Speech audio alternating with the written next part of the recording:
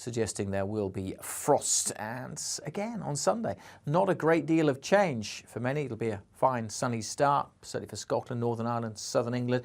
Quite a bit of cloud in the central and eastern parts, with just a few showers feeding into maybe Lincolnshire, down towards the East Midlands. A bit of a stronger breeze in southern counties and still noticeably chilly on the North Sea coasts of England. But away from the breeze, Scotland, Northern Ireland feeling pleasant enough, certainly further south, quite a cold feel through this weekend.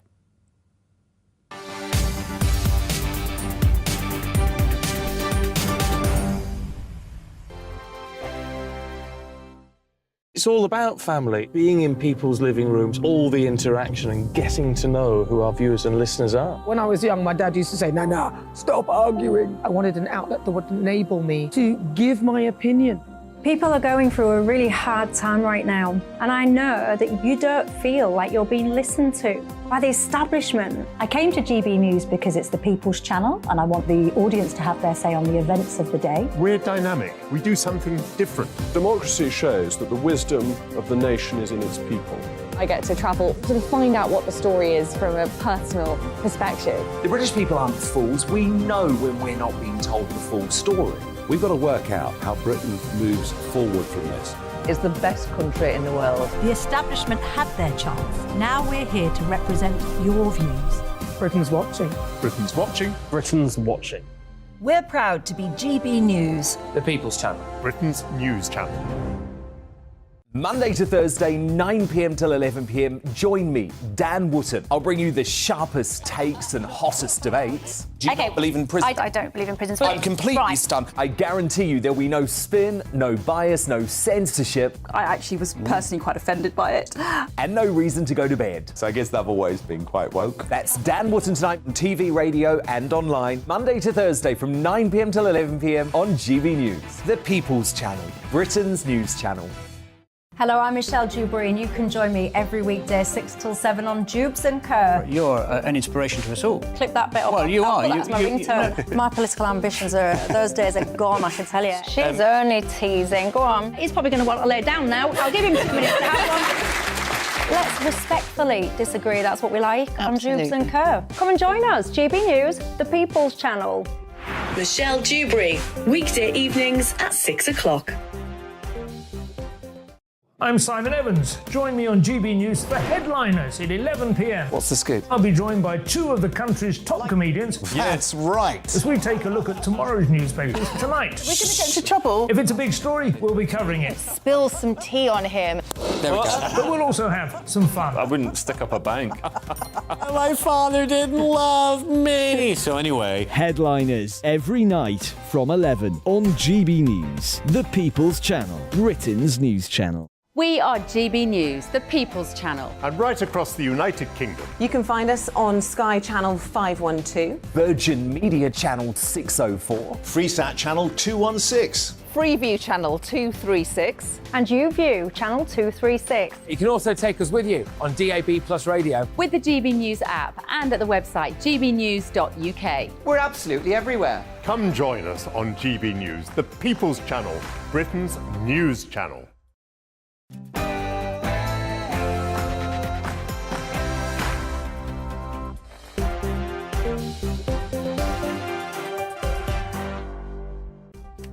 Hello, good evening. It's 6 o'clock. This is GB News on TV, online and on digital radio. I'm Nana Akwe. I'm in for Michelle. So what's on the menu? Well, today marks 1 year to the day that Vladimir Putin decided to start a completely unprovoked war, which he spun to his people as a special operation.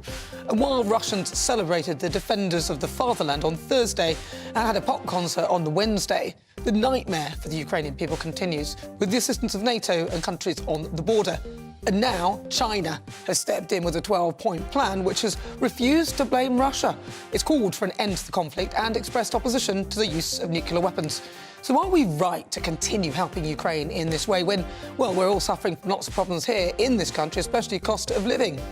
Then, next up, analysis by the Trade Union Congress claims that the gender pay gap, that is the difference in the amount men are paid to women, is actually at just under 15%. So basically, women effectively work 2 months of the year for free when compared to men. And in other parts of the country, it's actually even worse. So should we perhaps go the way of Sweden, Finland and Norway and publish everyone's income? Employers are fined if the gap is too big. Would you be happy to close the gender pay gap in this way? Then I'll be asking a junior doctor's right to go on strike. The 13th, 14th and 15th, beware the Ides of March, are the dates. Now, they want a pay rise to make up for the 15 years of inflation, despite receiving a cumulative 8.2% rise since 2019 to 2020. More than most. And with a starting salary of around about 29k, are they right to ask for more? Is this just plain greedy? And we move on to the term fireman. Remember Fisher then? Fireman. It's been declared sexist, and the censorship of Roald Dahl was Queen Camilla consort. Was she right to step in and urge authors to resist curbs on freedom of expression? All that to come tonight on Dewbs & Co with me, Nana Akua. But first, let's get your latest news headlines.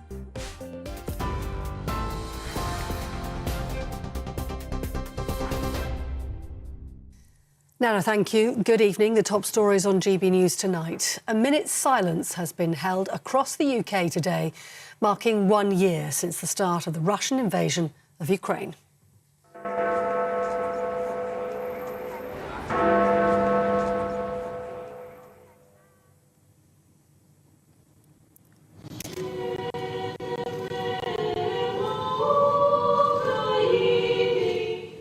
People stood across the UK in silence and then listened to the Ukrainian national anthem.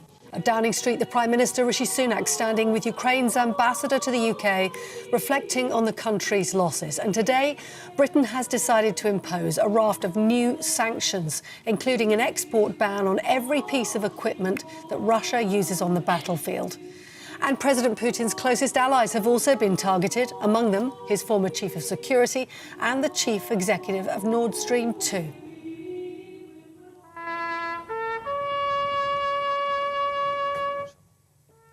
And in Kyiv, the capital of Ukraine, President Volodymyr Zelensky attended a ceremony with families of soldiers killed in the conflict.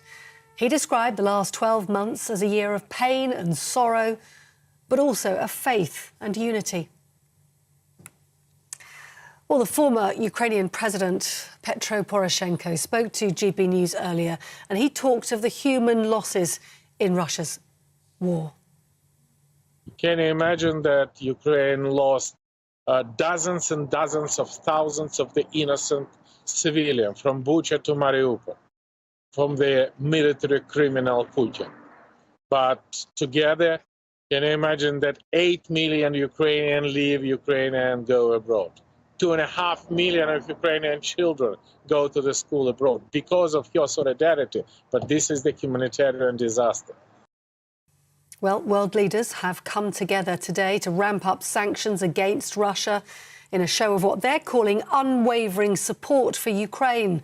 The G7 group, who've met virtually today, said it's taking steps now, further steps that is, related to Russia's economy to undermine its capacity to wage its illegal aggression. It's calling on third parties that evade its measures to stop materially supporting President Putin's war or face severe costs.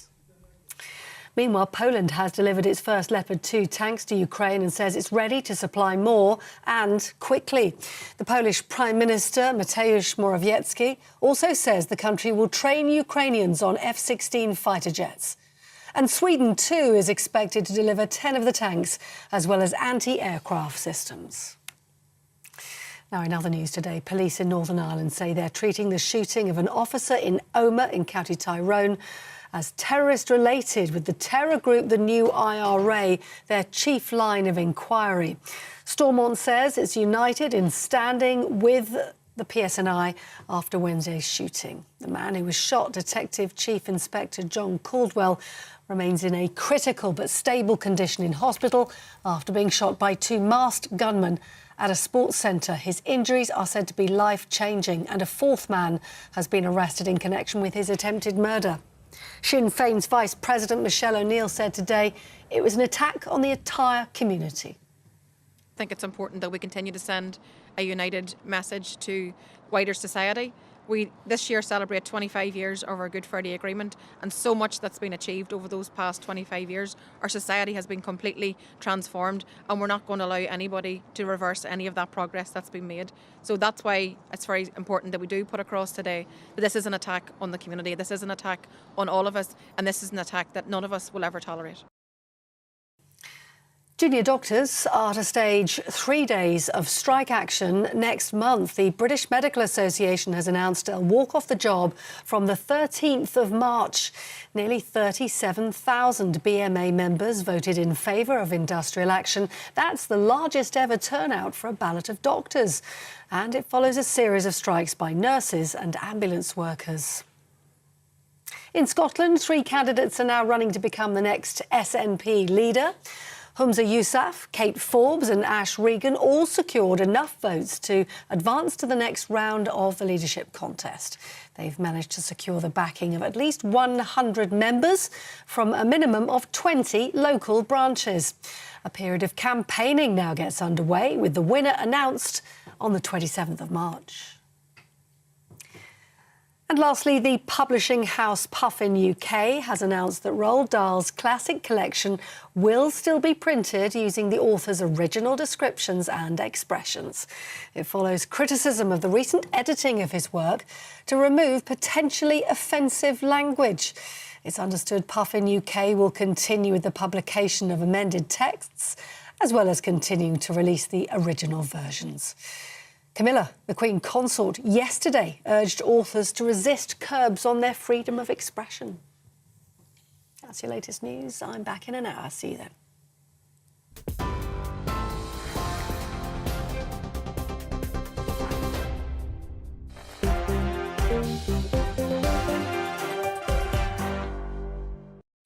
Welcome back to Dewbs and Co. With me, Nana Akua. It's just gone 8 minutes after 6 o'clock now. With me till 7, my panel, Charlotte Pickles. She's the director of Reform Think Tank and former advisor to Ian Duncan Smith.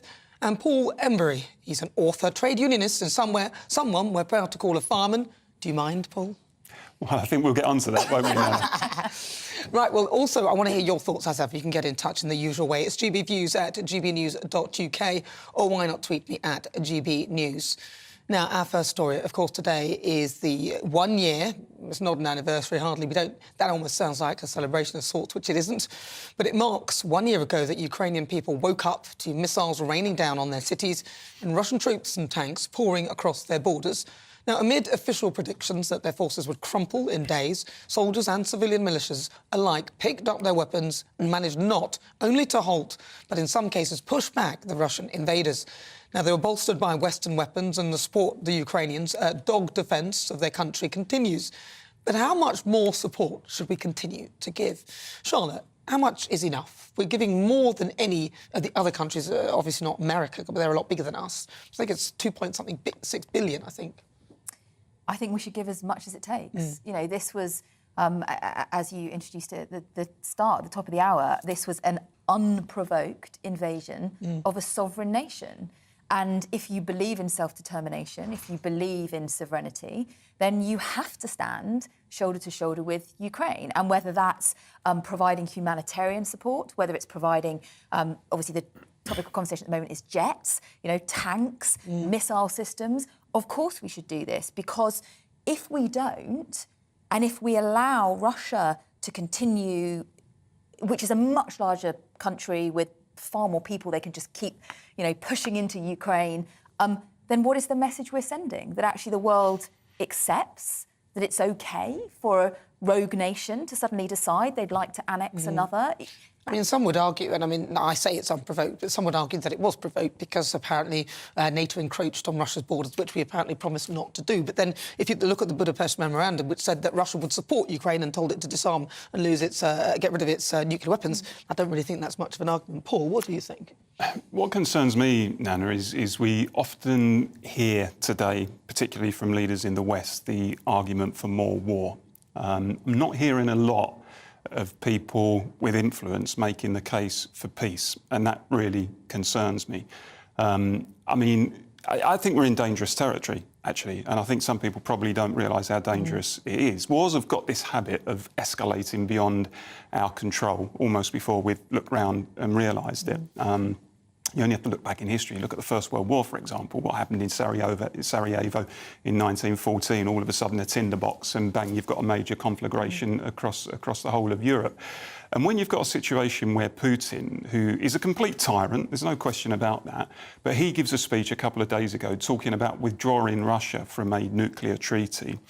And almost at the same time, you've got Biden standing in Poland, a former Eastern Bloc country, sabre-rattling, talking up the case for war, then it strikes me that actually you're in a pretty serious situation. And I think it's striking, actually, the only country really with influence that has actually laid down a proposal for peace is China.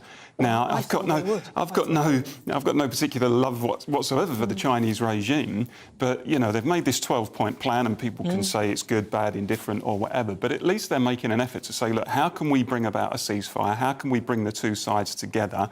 And that might not be possible. It might be that Putin or Zelensky or whoever says, no, we're not interested in that. What concerns me is that nobody else seems to be trying at the moment. Do you think it maybe comes from a distrust of Vladimir Putin, because he's talked about ceasefires and they weren't ceasefires, and you know Ukrainians got killed in the so-called ceasefires? Do you remember those at the beginning when they were supposed to be making peaceful passages where people could pass from one place to the other in safety? Civilians, and he didn't really give two hoots about that. So do you think that you know China, as you said, have been very, I would say, good in this? And I suspected as much that would be the case, because there is a couple of things that they've actually refused to blame Russia. They've actually, you know, they're not prepared to back Russia, but they're not prepared to blame them either. Yeah. They're not prepared to blame them. By the way, Nana, I don't think you can necessarily. If you're going to intervene in a serious conflict as a nation and put down peace proposals, then frankly you can't start apportioning blame when you make that announcement. You know, because if you do, then the peace proposals are dead in the water. You know, if they were to attack Russia at the same time as saying, also, "Can we bring peace?" then it would be pointless. Behind the scenes, be supporting Russia as well, and it's ludicrous to say that you can't blame Russia. Russia literally invaded a sovereign nation. There is no two ways about that. And, you know, if the Americans' intelligence at the moment is correct, there is a strong suggestion that China are about to provide weapons to Russia. But that's not what they've said. No, that's not what they've said. I mean, they've even said... We could have a discussion about whether we trust China, right? And their very, very long history of saying things and then doing things that are very, very different. It is in China's interest to back Russia because geopolitics demands it. Well, can I just stop you on that? Because I don't know whether it is. Because if you think about it, China is literally the global supplier of the world. China makes a lot of money out of selling us all things. So it doesn't really want to be relying on just one source. And Russia doesn't want to... If it goes that way, then we might end up isolating China as well. So China is looking at the bigger picture. Why would it support Russia? It's quite clearly said that actually we don't want nuclear weapons. We don't want we don't want a nuclear conflict, because I think they are wise enough to see that nobody wins. Well, actually, when you look at the 12-point proposal that they made, I think there's very little that any reasonable person could disagree with. Now, you might say it's pie in the sky. You might say Putin won't be interested, and that's fine. But what I would say is at least the Chinese government, for all its very, very many faults, is kind of grasping the nettle and saying, look, how can we bring about a ceasefire? How can we bring about a negotiated settlement? And it just seems to me that whenever there's another conflict elsewhere in the world, a serious conflict, then the West, Britain and America, if they're not directly involved, then they're very quick to say, look, we need to get involved to bring about a ceasefire, see if we can negotiate broker a peaceful settlement. All well and good. However, with this conflict, it just seems that there are so few voices doing that, and that concerns me. And of course, China, to a degree, is going to act in its own geopolitical interests, just frankly as we're acting in our geopolitical interests in backing Ukraine to the hill, as is America. But sooner or later, I think we've got to realise that this war is not necessarily going to end anytime soon. I don't think Ukraine is going to be beaten anytime soon. Neither is Russia. So we run the risk, unless there are people bringing about proposals for a peaceful settlement, we run the risk of this dragging on for months and years and thousands more people being slaughtered. Under your idea, and I mean, obviously, I don't want to see Ukrainians slaughtered. I don't want to see the war going on. I want it to end. Yeah. But under your idea that we should carry on and carry on and carry on, this doesn't end. So if another nation invaded Britain, would we be sitting here having that conversation and saying, actually, you know what, yeah, obviously Britain was sovereign. But let's stick to Ukraine. Let's stick to No, Ukraine. because I don't think you can. No, I think you should. Because actually, the argument here is that this was an independent country that was living perfectly peacefully, as you said, respecting the agreement that had been made with Russia.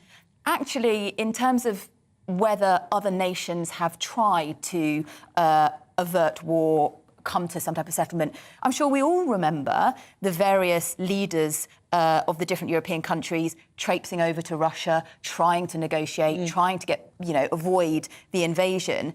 But ultimately, Putin took the decision to invade a country, and let's be clear about the type of war we're talking about as well, using rape, using mass murder, using torture, deliberately targeting civilians and civilian infrastructure, which is illegal in war. These are war crimes. The whole thing. And yet we are sitting here saying, maybe we can come to a negotiation. Well, the only negotiated, quotes, peace here is either giving Russia part of Ukraine or somehow... But do we know that, though, Charlie? Because, I mean, the truth is, I don't think we've really tried anything else. I mean, if you look at the Minsk Accords, for example, which some years ago were designed to bring about a lasting peace between Ukraine and Russia. On the one hand, guaranteeing the territorial sovereignty of Ukraine, but at the same time recognising that there needs to be some degree of autonomy for the ethnic Russians in the Donbass region in the east.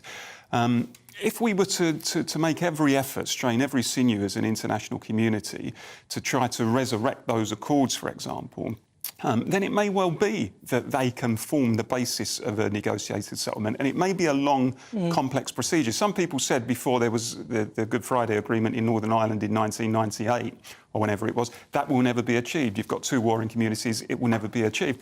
But I think if you apply yourself as an international community, you don't know what might happen. Now, it may well be that Putin doesn't grasp that nettle and says, no, I'm in this for the long haul, this is all-out war, in which case, fine, but...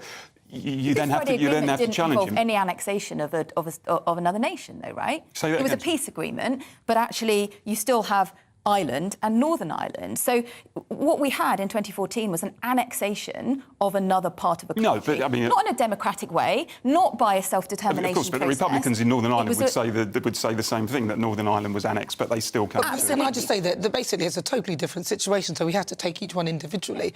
And with regard to the sort of earlier mention that, imagine that you're the one in there, I actually think that people make better decisions when they don't imagine they're the ones in there. So it's better for us to not be in there, because it's like giving great advice when you're not the one involved. So that's why I'm saying that as an overseer, China actually coming up with some good ideas, and I would really like to see this war stop. And I think that actually giving more and more weapons, we have to somehow protect the Ukrainians, but I'm just not seeing that ends in a peaceful manner. I'm concerned that too many people will die. And look, we've already seen tens and tens of thousands of civilians die in this war, and that's before you even think about what is about 200,000 Russians, many of whom won't have wanted to have been part of an invasion and going in and being part of that war. So of course we don't want to see more death. Of course we don't. But I really don't think it's our place to stand back and say, but actually, do you know what, Ukraine, we're going to therefore tell you what you should do. No, I'm not saying that. I think that, as Paul is saying, the world needs to get together and say, look, we're going to stop this. But the Ukrainians are very clear. They don't trust Putin. I think you can take both positions without necessarily being inconsistent. I think on the one hand you can say, look, Putin's invasion was an absolute violation of international law, completely indefensible, as is any invasion of a sovereign territory, unless you yourself are somehow being threatened. And that as a result of that, you've got to defend Ukraine's territorial sovereignty and show them solidarity. But at the same time, as making the case for the defence of Ukraine, you've got to be having one eye on, look, how are we going to bring about a lasting settlement to this situation? You need peace brokers in that situation. And it just seems to me we just don't have any in the international community who are willing to broker that peace. And I think that's really worrying. Well, let's have a look at what everyone's been saying, because Mark made a comment with regard to you, Paul, actually. He said, Paul curiously made reference to World War I, but ignored World War II, where we sat on our hands and appeased Hitler. Millions still died. We need to do whatever it is necessary to defeat Russia and put Putin back in his box. The alternative would definitely be World War III. That's if we're not already in it. Mel says, I'm a working person and I would sooner help Ukraine than give money to people on benefits. Our country needs an overhaul, get people doing voluntary work for their benefits. Yeah, OK, I hear you. I wouldn't disagree with that. Leslie says we must continue to supply Ukraine for as long as they need us. The Ukrainian military are fighting for us all. Yeah. If anyone thinks the Russian madman would stop at Ukraine, then they're mad. History says otherwise.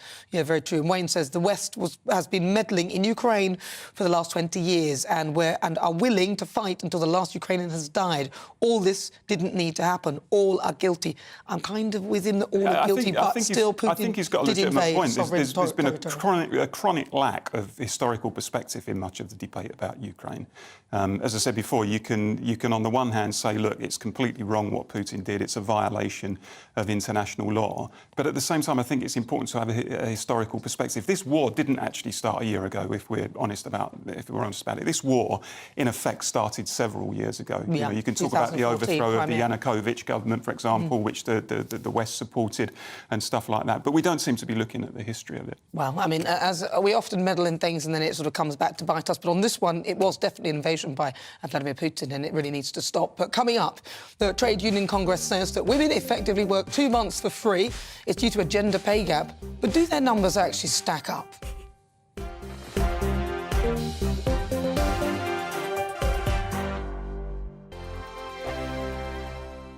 It's all about family, being in people's living rooms, all the interaction and getting to know who our viewers and listeners are. When I was young, my dad used to say, Nana, stop arguing. I wanted an outlet that would enable me to give my opinion. People are going through a really hard time right now, and I know that you don't feel like you're being listened to by the establishment. I came to GB News because it's the People's Channel, and I want the audience to have their say on the events of the day. We're dynamic. We do something different. Democracy shows that the wisdom of the nation is in its people. I get to travel to find out what the story is from a personal perspective. The British people aren't fools. We know when we're not being told the full story. We've got to work out how Britain moves forward from this. It's the best country in the world. The establishment had their chance. Now we're here to represent your views. Britain's watching. Britain's watching. Britain's watching. We're proud to be GB News, The People's Channel. Britain's news channel. Hi, Andrew Pierce here. Join me every Friday lunchtime for a proper no-nonsense debrief of the week's events. With special guests in the studio and the GB News team on the ground, I'll be getting you up to date with news, some intelligent discussion and my own sharp take. The weekend starts here with me every Friday lunchtime on GB News, the People's Channel, Britain's news channel.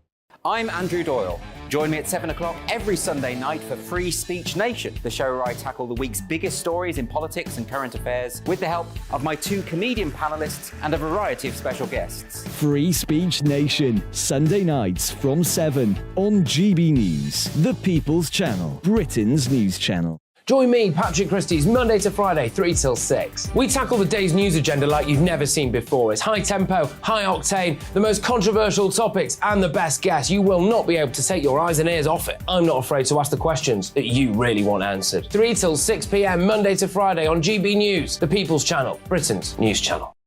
I'm Jacob Rees-Mogg, the Member of Parliament for North East Somerset and a former government minister. For years, I've walked the corridors of power in both Westminster and the City of London. I campaigned in the largest democratic vote in our island story. I know this country has so much to be proud of. We need to have the arguments, the discussions on how we make it better. The wisdom of the nation is in its people. Vox Populi, Vox Dei. That's why I'm joining the People's Channel. Join me Monday to Thursday at 8 p.m. on GB News, Britain's news channel.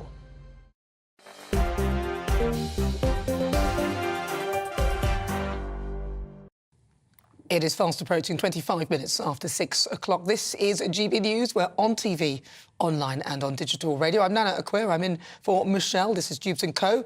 And with me till 7, my panel, Charlotte Pickles. She's the Director of Reform Think Tank and former advisor to Ian Duncan-Smith. And Paul Embry. He's an author, trade unionist and a fireman who's apparently a shadow of his former self. That's what somebody said to you on Twitter. Apparently so, yeah. I have no idea what he's referring to. I thought I was looking svelte-like and fit, but there you go. It's the fear in him, isn't it? Haggard, apparently. Well, let's see what you've been thinking, because we're talking about the war in Ukraine. As you know, it's a year on since it began, and not much has happened. They're still fighting. So your thoughts on this, whether we need to carry on doing what we're doing? Doug says peace talks with lying, deceitful Putin, no chance. Roger says they have encroached on Russian borders. Just imagine if the Warsaw Pact had moved to Canada and Mexico. Wake up, he says. Well, I'm awake. Good point. I know, Roger, but the point is, can we carry on like this? Carol says, OK for Charlotte to say we give as much as we can, but we cannot afford to keep giving. We are fuelling the war. It'll be another Afghanistan or Vietnam. It's a proxy war. And Derek says, no. He says, no, what does it say? Derek says, no provocation, poked the bear with a stick from 1991, then went for the cattle prod in 2014. Don't know what that means, but thank you very much. I sort of know what you're saying. Like the Russian bear. Yeah, well, keep your thoughts coming. It's always good. At GBViews at gbnews.uk or tweet me at GBnews. Right, moving on to this. Now, the Trade Union Congress says that women are essentially working for free for 2 months of the year because, on average, they're paid almost 15% less than men. Now, their analysis shows that older women, mums and women in the southeast of England, experience the widest pay gap than their male counterparts. Paul, should we just publish everybody's salary like they do in Sweden and just be done with this? I'm not sure that's necessary, and I'm not sure I would support it. And I guess as a trade unionist, I should be shouting about the gender pay gap from the roofs. But I have to say, I think it's largely meaningless, because I don't think it really tells us what it is that we're looking for. What it tells us is the difference in average earnings across the country between men and women. But it doesn't tell us, it doesn't factor in the reasons why there is that distinction. You know, the fact that women are doing certain jobs, why are they doing particular jobs? Why are they sometimes doing particular jobs that are less in terms of salary than the jobs that men do? Is there an issue there about more women working part-time? Is it a work-life balance thing where they can only work part-time? Well, some of them were compared like for like, so some of them, and even then there was a gap. But, I mean, I think there are so many variables that unless you really get into the nitty-gritty of it, I don't think it can really tell you what it is that you need to know. I mean... But if you publish them, right, OK, so that's fair enough. But if you publish them, I would know if I'm doing the exact same job as somebody else. I could look at some bloke who's doing the exact same job as me. I could see how much he's being paid, and I could work out whether or not he's being paid more. And if he was, I'd start to question that. I think that's unlikely, Nana. Your seven-figure salary, there's no way a man's going to be keeping up with you, trust me. I'll tell you that. That's why I never married anybody and not having half of my stuff. What about you, Charlotte? I mean, I agree with Paul that the problem with this sort of analysis is that it is totally meaningless. So you're taking the average pay for men and the average pay for women. You're not comparing like for like. And actually, if you do compare like for like, you don't get much of a pay gap. But also, it distracts from the real issues we should be talking about. So whilst there may not really be much of a pay gap, there is certainly an earnings gap. And by that, I mean the points that Paul has made. So actually, we all know there are far more men in senior leadership and management roles than women. So that skews the numbers. And there are lots of reasons we should be looking at as to why that's the case. So why should it be that if a woman has had to take time out or has chosen to take time out to have a child, that then their earnings are impacted then for the rest of their career? Okay, so yeah, there are variables, and that is true, and this study may not take into consideration some of those variables. But there will also be many instances where men and women are doing exactly the same thing and the man's getting paid more, which is one of the things that this did point out. Would you be happy if perhaps everybody had their salary so that you could find out what anyone was earning? No, that's what happens. I think that would also be meaningless. Why? So let's say Paul and I are doing exactly the same job, right? Paul gets paid more than you. And Paul is better at the job than I am. That's a reasonable judgment, but what right? if he is... I believe in performance-based pay. I don't believe that just because we do the same thing, we should be paid the same. But actually, what this is saying, potentially, and I think it can be skewed on many issues, and I agree with that. But what it is actually saying is, but if Paul was doing the exact same thing as you, and what if you're better than Paul? Paul's being paid more than you. Yeah, I mean... You could actually check the salary of Paul. You could phone up the tax office and say, all right, I want to check out Paul Embry, how much is he getting? And in Sweden, if the pay gap is too big, the companies can be fined. If that were here, that would close the gap. I mean, I'm certainly a supporter of equal pay legislation, and I think if you... Which we have. Yeah, exactly. Let's be clear, it's illegal to do the things. And that wonderful film... If you don't know, then you can't tell. That wonderful film made in Dagenham of the women machinists at the Ford motor plant in Dagenham back in the 60s who campaigned brilliantly. I grew up in the shadow of that Ford motor plant, by the way. They campaigned brilliantly in order to secure that equal pay legislation. And right and proper that if you are doing the same job and doing it as well as somebody else, and there's no element of performance-related pay, and you are paid less simply because of your biological sex, that's indefensible. And I think the law needs to intervene in situations like that. And the thing is, many contracts you sign, you're not allowed to really tell people your salary. You're not supposed to tell people.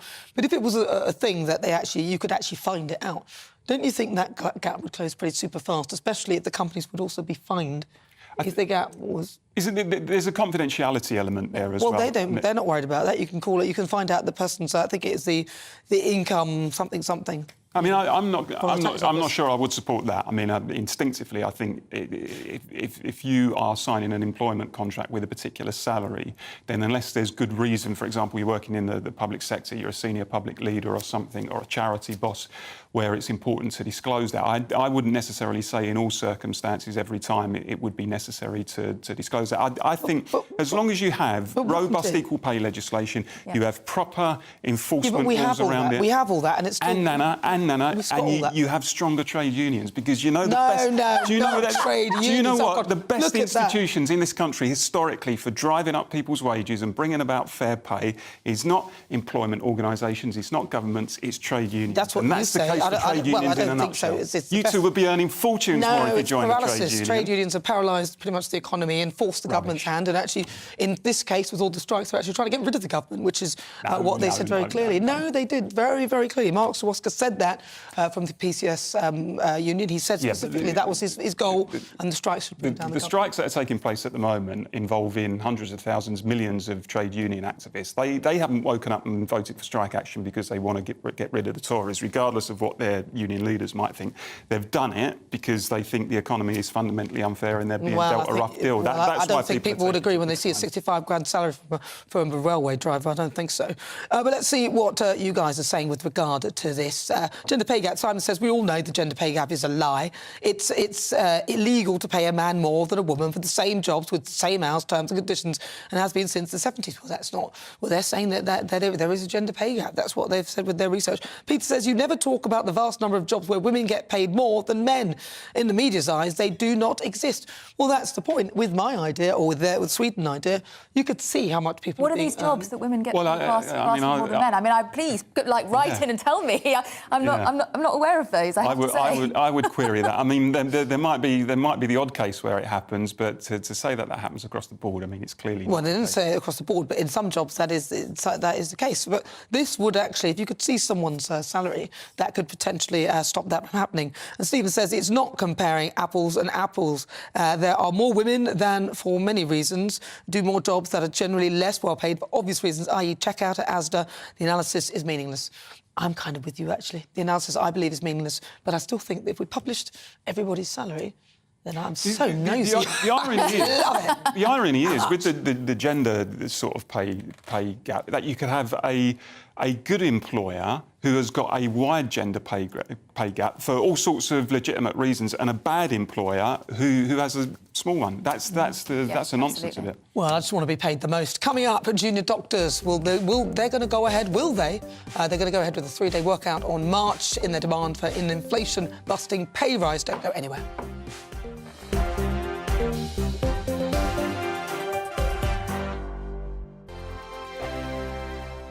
We are GB News, the People's Channel. And right across the United Kingdom. You can find us on Sky Channel 512. Virgin Media Channel 604. Freesat Channel 216. Freeview Channel 236. And YouView Channel 236. You can also take us with you on DAB+ radio. With the GB News app and at the website gbnews.uk. We're absolutely everywhere. Come join us on GB News, the People's Channel, Britain's news channel.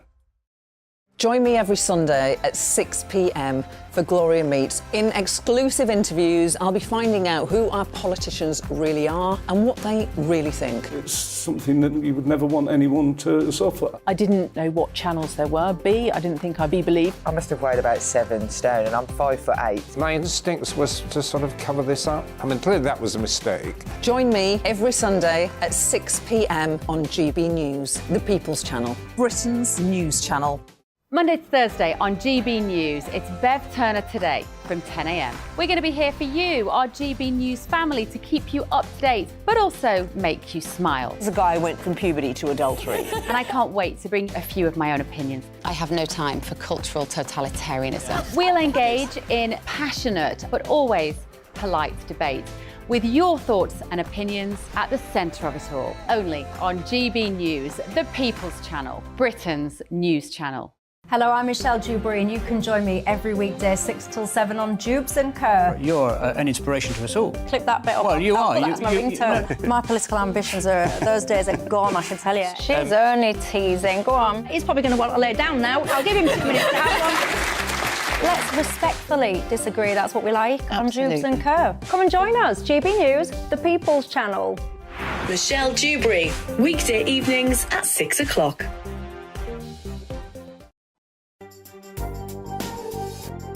Join me, Camilla Tominey, at 9:30 on Sunday morning when I'll be asking Lord Frost, Boris Johnson's Brexit negotiator, whether Rishi Sunak can land a deal on Northern Ireland that keeps the Brexiteers happy. I'll also be speaking to the DUP's Sammy Wilson about the Unionists' demands. John Bolton, the former US National Security Advisor under Donald Trump, joins me to discuss the first anniversary of the war in Ukraine, along with Alexei Goncharenko, the mayor of Odessa. All that and more at 9:30 on Sunday.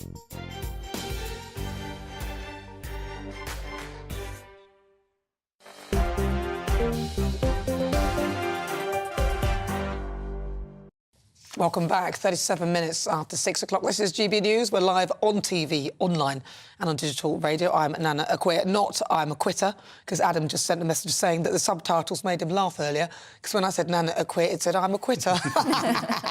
Hardly. With me until 7, my panel, Charlotte Pickle. She's the director of Reform Think Tank, and also Paul Embury. He's an author, trade unionist and a fireman. Right, so speaking of which, strikes are rambling on.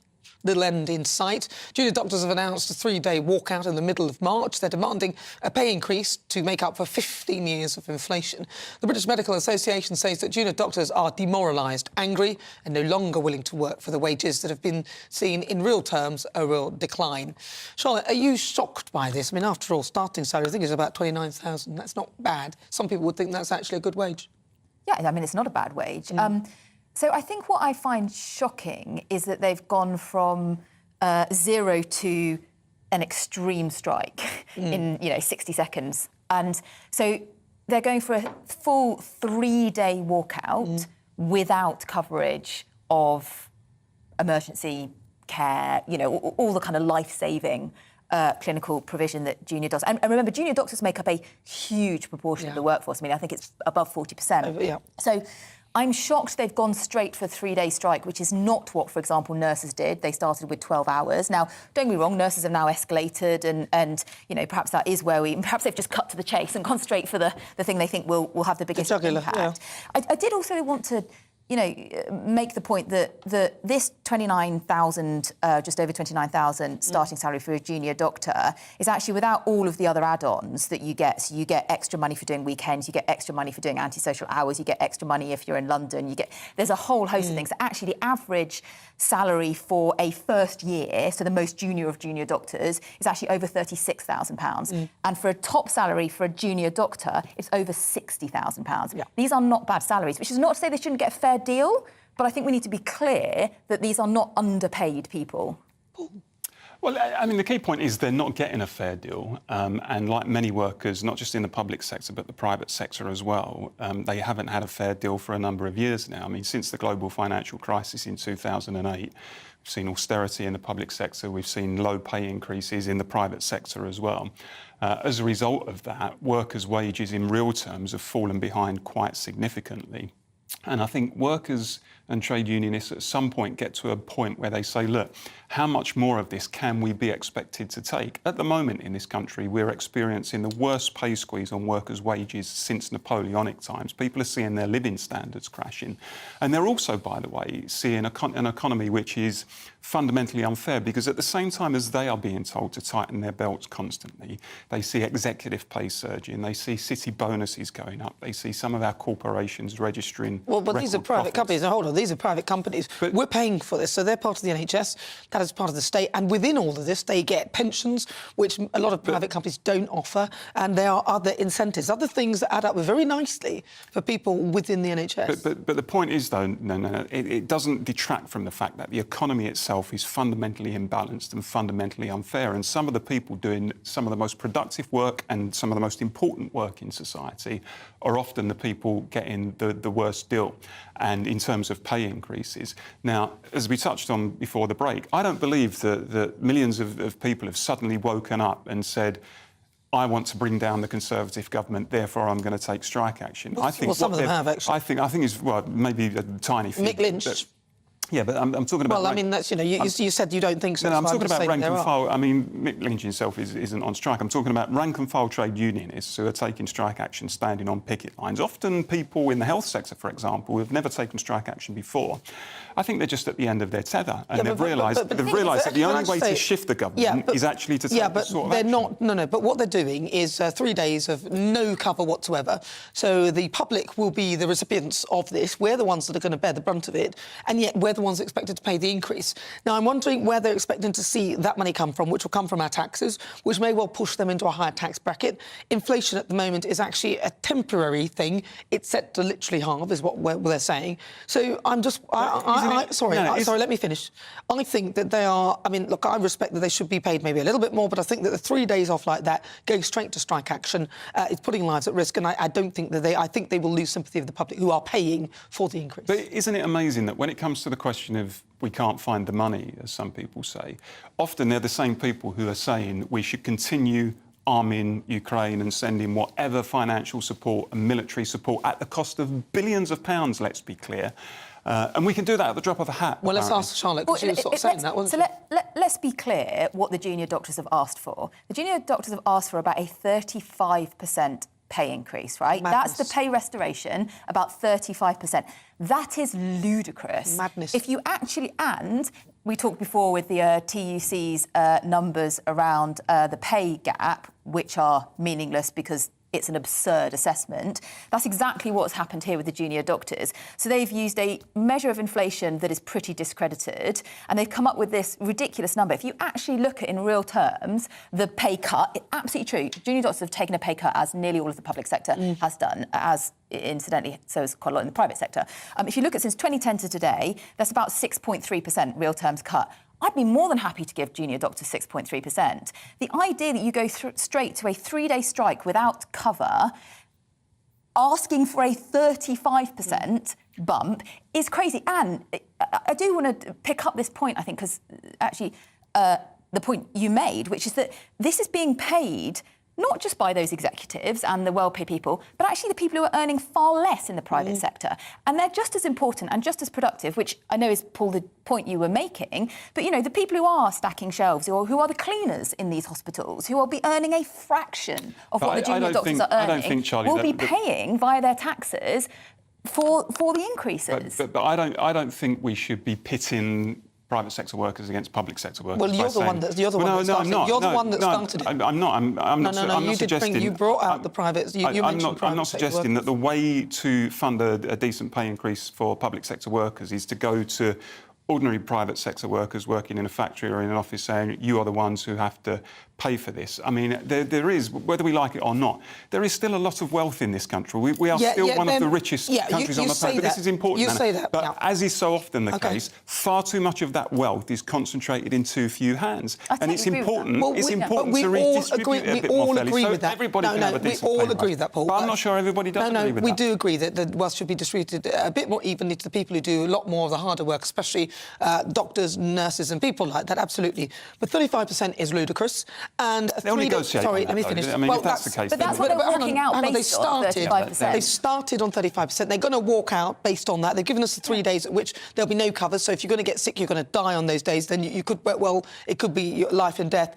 I think it's disgusting. I think it's disgraceful. Well, I think when it comes to... No, I'm speaking. I think it's disgraceful, and I think that they're not really taking into account the fact that they are actually quite relatively well paid, and that most people haven't had a pay rise. And in the private sector, it's even worse because we don't get the benefits that a lot of those in the public sector get. No, but it shouldn't be a race to the bottom, should it? It's not about a race to the bottom, it's reality. It shouldn't be about saying, OK, we accept you've had a rough deal, but you know what? Joe Bloggs, who's working on the production line in a factory, he's had a rougher deal, so you really better be thankful for your lot and you shouldn't take action. It shouldn't be about counterposing one against the other, as far as I'm concerned. Will you say that, then, if on the 14th or the 13th or the 5th, a member of your family is very sick, needs emergency care, and there's no one to take care of them? No, I mean, answer the question. I think I will. When it comes to life and limb emergency care, my understanding is that by law, individuals won't be able to take strike action unless they're covered, whereas other more general emergency care is legitimate. But they're stopping everything. So there won't be that sort of thing. So ultimately, if it's a member of your family, because I'm saying it's all very well saying that until it's actually you. No, I get that. And then suddenly it's, hang on a minute. No, I'm a firefighter. I've been on strike myself. I know the anguish that public sector workers, especially emergency service workers, go through when they vote for strike action. So, you don't underestimate what they're going through in terms of the agonising decision that they're being asked to make. It's not something that you do lightly. But they do it because, look, junior doctors are not a bunch of mad militants. No, I don't think they are. Nobody said they're mad. They feel genuine. No. Junior doctors are quite militant. Nobody said they're mad, or they're all different. But, some are militant, some won't be. I just think 35% is a bit ludicrous, and then putting out 3 days and saying we're going to strike on those days if you don't get us 35% is ridiculous to me. But Gareth said this stuff that we have had a pay cut is nonsense. They have not had pay cuts. Everyone has been affected by inflation, and these rises will make it worse for the rest of us. Mark says, I've always respected doctors. However, given that GPs are now not seeing their patients even once a year, I mean, some of the face-to-face appointments you can't even get, I feel we should be giving them a pay cut, not a pay rise. I mean, where is the thing where you get a pay cut for good work? Philip says, I think pensioners are underpaid and I'm going on strike. No more watching grandchildren until I get a 35% rise.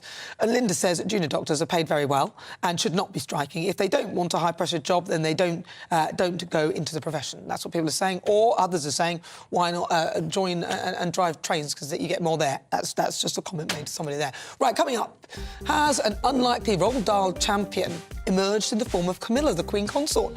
We'll be interpreting her coded words at the recent writers' event. That's next.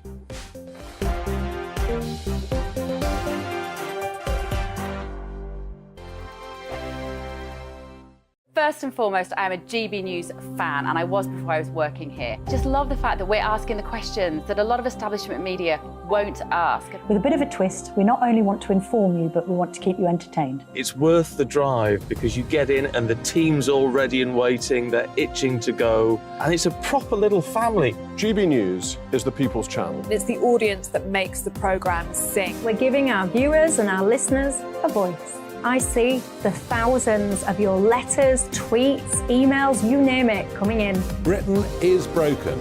How on earth did we get into this mess? But more importantly, how do we get out of it? The establishment had their chance. Now we're here to represent you. It's time for something different. It's time for GB News. I'm very patriotic. I believe in Britain. Our best days lie ahead. Britain's watching. Britain's watching. Join us here on GB News. The People's Channel. Britain's news channel. We are GB News, right across the nation. You can get us on television, on radio, on digital. We're absolutely everywhere. Amazing. You see, amazing. You remind me of me in the European Parliament. But here's the most important bit. We are not part of the mainstream establishment. We think and speak just like you do. We are the People's Channel. Magnificent. That's really, really thoughtful. Come and join us on GB News, the People's News Channel. Monday to Thursday, 9 p.m. till 11 p.m. Join me, Dan Wootton. I'll bring you the sharpest takes and hottest debates. Do you not believe in prison? I don't believe in prison. I'm completely stunned. I guarantee you there'll be no spin, no bias, no censorship. I actually was personally quite offended by it. And no reason to go to bed. So I guess they've always been quite woke. That's Dan Wootton tonight on TV, radio and online. Monday to Thursday from 9 p.m. till 11 p.m. on GB News. The People's Channel, Britain's news channel.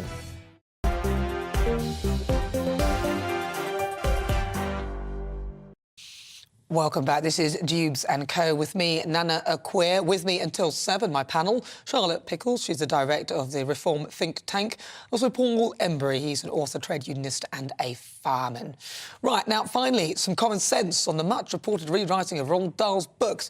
Puffin Books have rowed back on the decision to change some of his wording. They're going to keep his original text in print, so maybe they were actually prompted by the short speech from Camilla, the Queen Consort, who told a collection of authors that they must remain true to your calling, unimpeded by those who may wish to curb their freedom of expression. Paul, was she right to speak out?